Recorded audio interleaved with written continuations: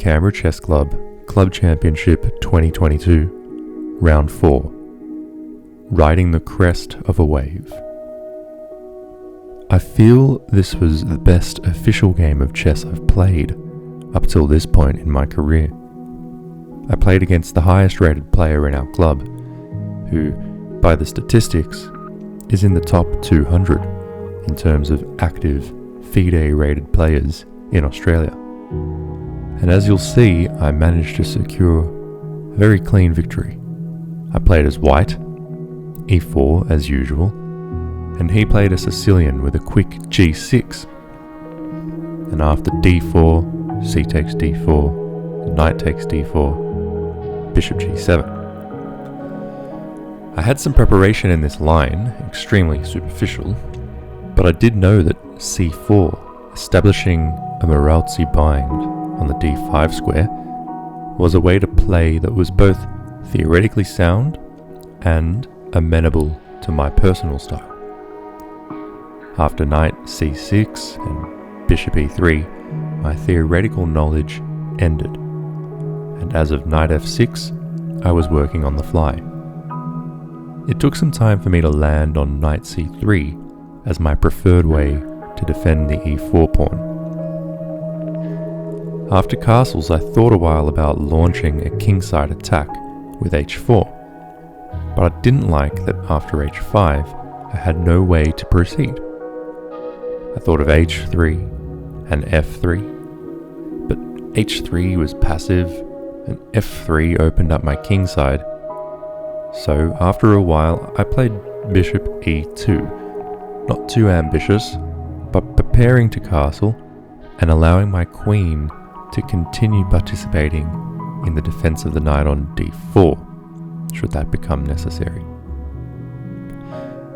I really felt that as this game went on, I sunk into the feeling of the game. I felt as though I was in touch with the currents and the direction the game was headed before it got there. As the game went on, I felt this feeling grow and grow, intensifying in the power and potential that it held. All the while, I was aware of the dangers and cautious not to let myself fall prey to them.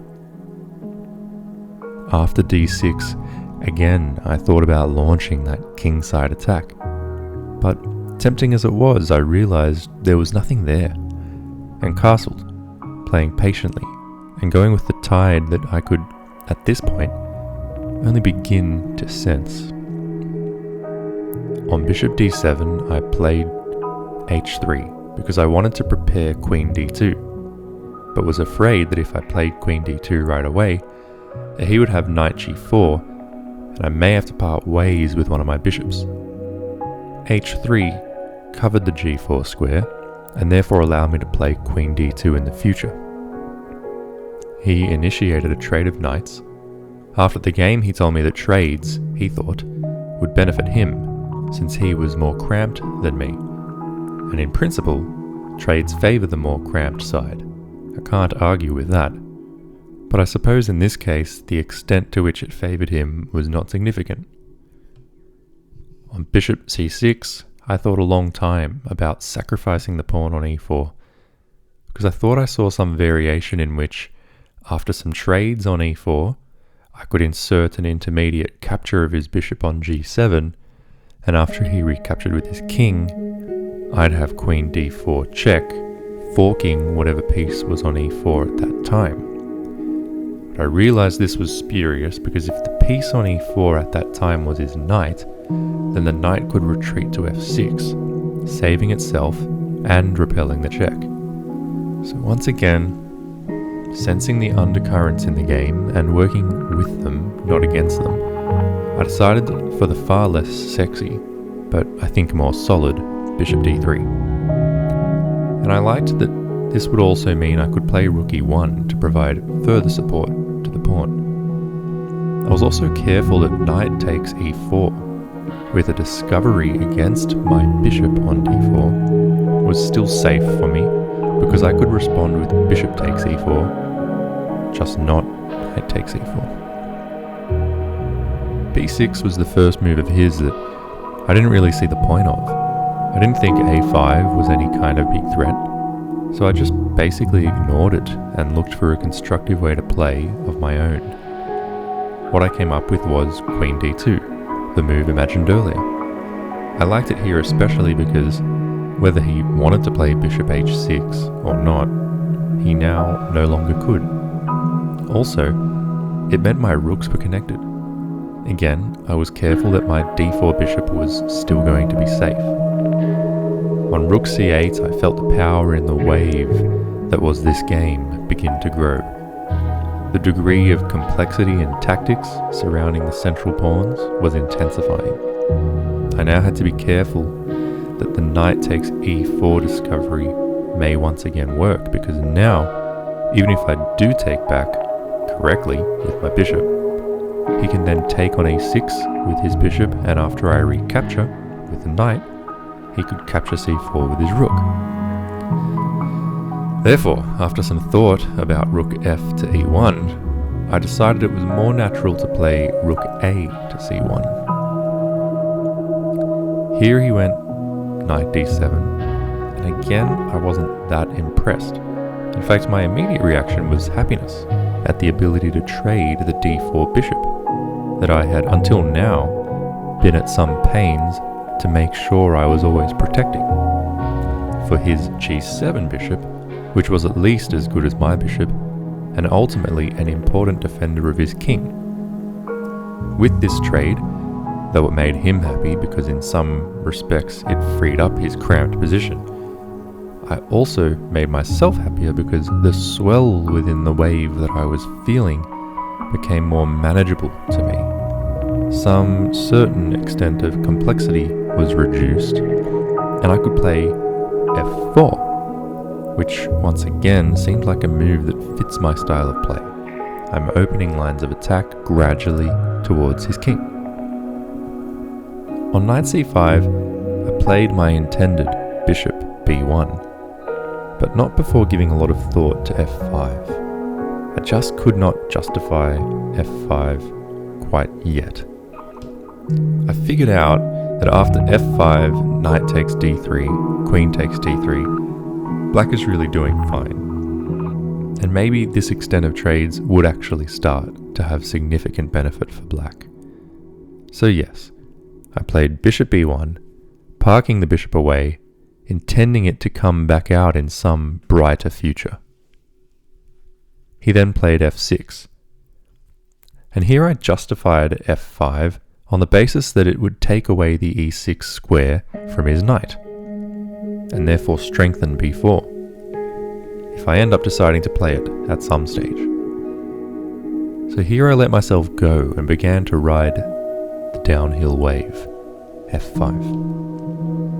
He understandably, and as I had anticipated, played g5 in return, keeping his kingside closed and safe. I thought about h4, threatening h takes g5, f takes g5, queen takes g5, check, opening his kingside to a dangerous attack. But if I played h4 right now, he'd play h3, and I just couldn't see yet how I could actually inflict meaningful damage on his kingside. Therefore, I played b4 to get his knight out of my face, and to give him a chance to go wrong with knight a6, which would run into b5, forking his two minor pieces. Of course, he didn't fall for that, but the fact that he had to deal with it meant that he would be under some pressure. He played knight d7, clearly intending knight e5. If you're like me, you'll notice here that the e6 square, which I purchased earlier when I played f5, is now crying out for my knight to land on it. Doing so would create a beautiful fork against the king, queen, and rook. The quickest way to get there would be via knight e2, knight d4, and finally knight e6. And it would be hard for black to stop me from obtaining that outpost because, in many cases, advancing his e-pawn just loses the e-pawn directly, or loses the d-pawn that it currently defends. So now I felt the current moving no longer tempted by premature kingside attacks, I was going to post my pieces well elsewhere. I played the first move in that multi-move knight maneuver, knight e2. He responded as expected with knight e5. I followed up with knight d4, now threatening the royal fork, and he responded with bishop d7, thereby inadvertently attacking my c4 pawn by uncovering the impact of his c8 rook. I had not foreseen this, but I responded to it well, I think. I took the chance to return my b1 bishop into play with bishop d3, defending the c4 pawn, and also offering him to trade his strong knight for my otherwise not so strong bishop.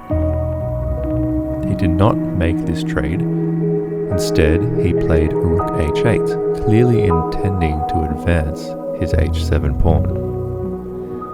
Once again, I thought about h4 and trying to get a kingside attack going, but all I saw was that this would open the h-file and help him get a kingside attack going against my king. It wasn't working. Instead, I felt that actually the play was moving in the opposite direction, over to the queen side. My king side was safe, as was his, but my knight was dominating him just with the threat of knight e6. And whilst I couldn't lift my f-rook to the third rank, due to his knight, I could certainly lift the c-rook and play on from there. First, though, I thought I might as well now hold on to my bishop and keep it safe from his knight, so I played bishop e2 for the second time so far in this game. He played as signposted h5, and as I'd realised that I wasn't scared about his attacking prospects, I just continued with my plan of swimming over to the queen side where the wave was building up, and I was paddling now, trying to gather speed so that when the wave crested, I'd be on top, able to stand and ride it down into the tube. Careful always, I planned that if g4, I'd play h4 and keep my kingside closed. So yes, I played the rook c3 idea and he responded queen g8. At this stage, he was starting to mutter under his breath things like, I don't know what to do, and jeez. He was feeling the heat and being tightly squeezed.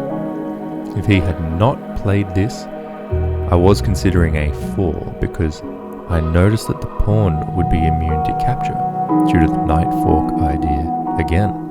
My knight was dominating him just for the threat it had.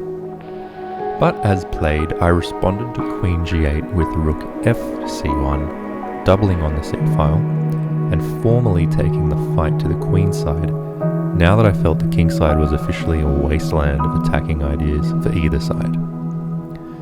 On knight c6, I really didn't want to trade my knight for his, given how strong my knight was, but I also didn't want to play knight e6, which gives away the knight and a pawn, nor did I really think knight f3 was viable. Meanwhile, my pawn on b4 was now being attacked, so I decided to just slowly pile up the pressure, paddling to the wave's crest with a3, and putting my opponent, who was already under the heat, under more pressure to find moves, in an uncomfortable position. He did not take my knight, he played queen f7. I noticed here the time had come to open up the queen side. I was now so well prepared for, especially since he was not at all prepared for the same. He had been preparing for kingside play, attack, defense, or both, but not prepared at all for shifting the current toward the queen side that I had noticed and paddled for the past few moves. I therefore played c5, especially happy now after queen f7 that in certain cases I might have ideas of bishop c4 to attack his queen. Things seemed to be working out now, and my position was taking on a momentum of its own. It was as if my paddling was now being overcome by the inertia in the wave itself. The challenge was going to be not catching up to the wave by paddling hard, but instead trying to hold on to the wave as it crescendoed and thrust me downhill at breakneck speed. One wrong step and I could go bust, crushed by the very wave that had so much potential. One off-kilter moment and my balance was gone. But I was in the moment, in the zone. I felt my inner chess master beginning to emerge. For the first time I could feel in myself, almost viscerally, the mood and emotions of the game and how it needed to be played. On knight e5, I looked around my paddleboard and didn't see any real threats. I was safe for the time being, and I had the chance to make my position more comfortable for the ride ahead. I could have played c6, but then I'd have to defend it from that point on. So I thought anyway, although the computer and hindsight both agree that c6 may have been better. But in that moment, my style was as I played, with bishop a6 attacking his rook, short on time as I was. He subsequently moved the rook to c7. Again, he was muttering, moaning and sighing in his stress.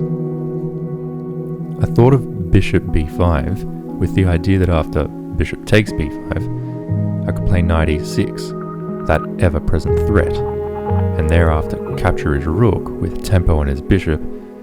But again, the complications seemed to threaten me too much, and while I could see a direct route into the tunnel of the wave, I figured it would be better to do that by playing now with my passed pawn. So I played c6.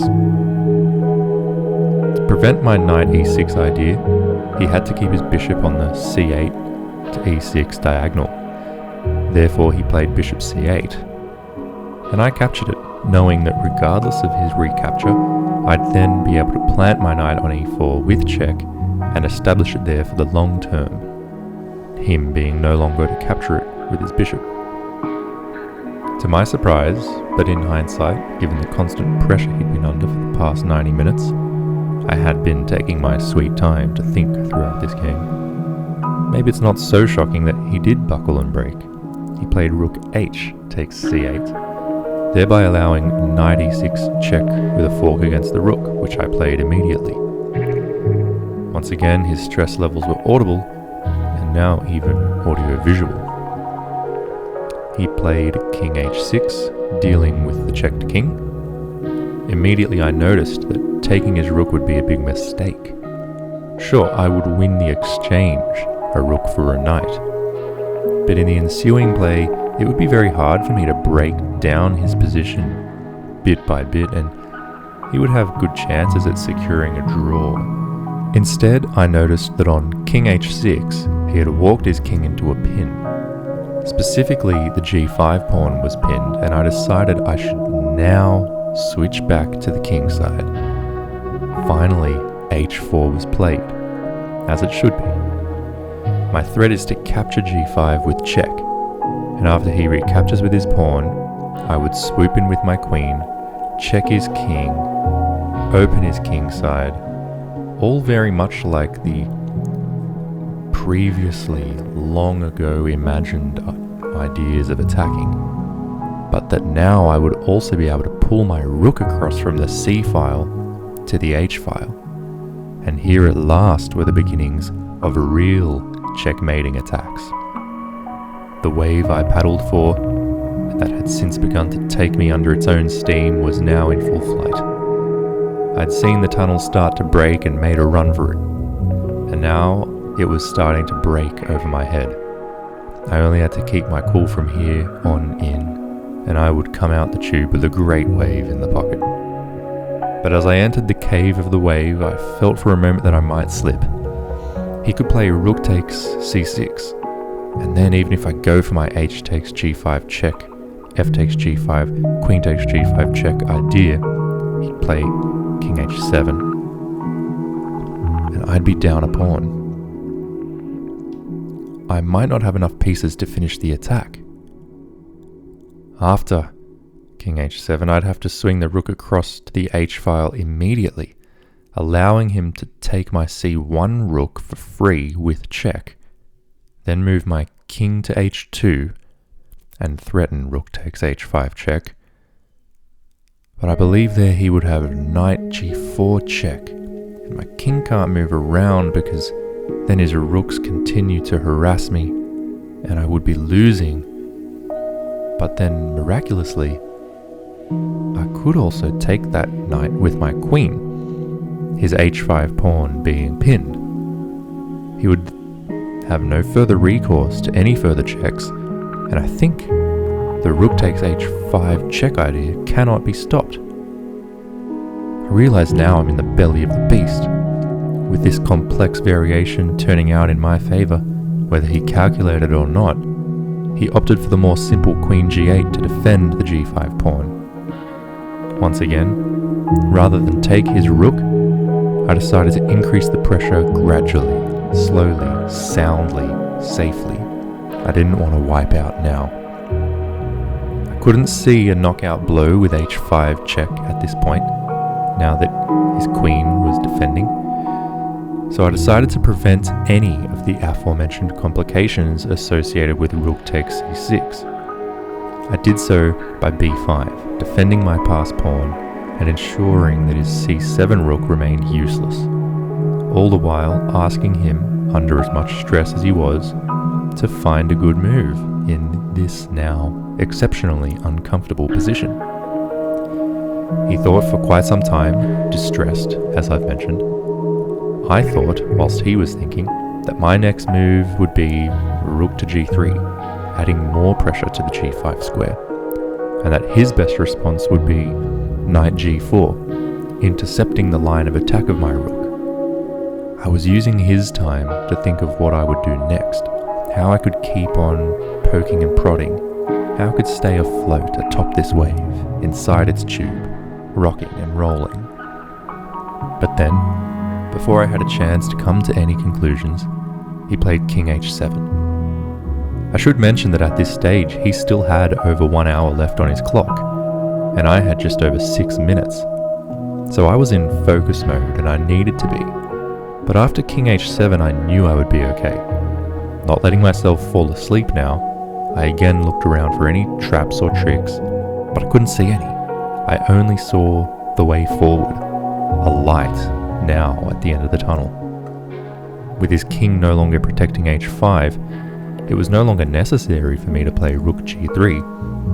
Instead, I could immediately play h takes g5, and after f takes g5, which he played, I played knight takes g5 check, intending that after he moved his king, I would at least be able to return my knight to its stable on a6. I was careful to note that if this did play out, he would not be able to make use of knight f3 check, forking my queen, by using the pin his queen has against my g2 pawn, because the knight on f3 would just be captured by my rook. But still I was careful of it. So focused was I that I was a bit shook up when he reached out his hand, and rather than making a move, he stopped the clock and said good game, offering his hand in resignation. I felt exhilarated. I shook his hand and said, "Oh, good game, thank you so much." I was in the tunnel of a gigantic wave, right on top of it, in focus mode. And then, out of nowhere, the wave ended and I realized I'd ridden it well. The highest rated player in our club, one of the 200 top rated active players in Australia, and a great confidence booster for me. Of course, pride comes before a fall, so I expect next week you'll tune in to find I've had a loss, but for the moment, I am proud of how I played, and mostly I am glad that I've experienced the visceral feeling of how a chess game should be played.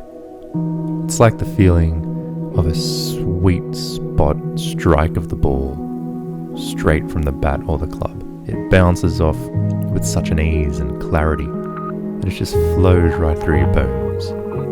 Or a musician who nails a line of virtuosic quality with precision, feeling the notes fit perfectly together under the fingers. It was just like that, but for the game of chess. And it was the first time I've ever felt that sense before in chess.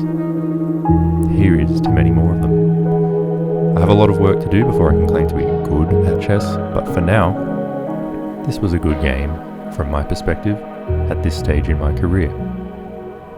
Thank you for tuning in. I'm now on 3.5 after 4 rounds, and I'm looking forward to the next 5. Until next time, take care of yourselves and others. I'm Michael Kugel, and I'll see you then.